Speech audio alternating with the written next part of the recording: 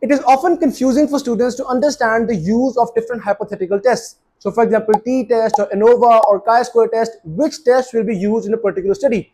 I will make it simple for you. So each study has an independent variable and a dependent variable. Now each variable can be of two types. Either it is a quantitative variable or a qualitative variable. Remember the n in the quantitative variable. So now a quantitative variable is usually a measurable variable, such as the height in inches or weight in kgs. So you can measure it, and you can also take the mean of it. So a measurable variable or a variable which can have mean is a quantitative variable. You can remember it with m and m's. So measurable is a quantitative with a mean, right? And then the qualitative variable has some qualities. So you classify into groups on the basis of qualities. So for example, if I say tall and short men, and if I say smokers or non-smokers, so all of them are qualitative variables. So once you see the type of variable, the remaining part is very easy.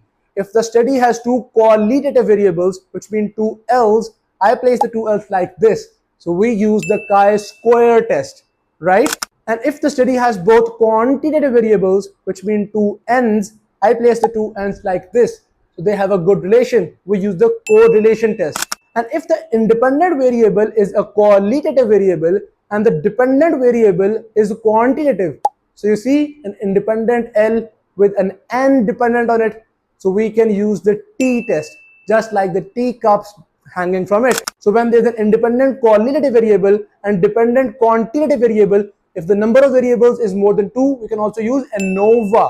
Now if the independent variable is quantitative, like this N, and the L is dependent on it, which means the dependent variable is qualitative, isn't it looking like some logistic work? So we use the logistic regression test for this.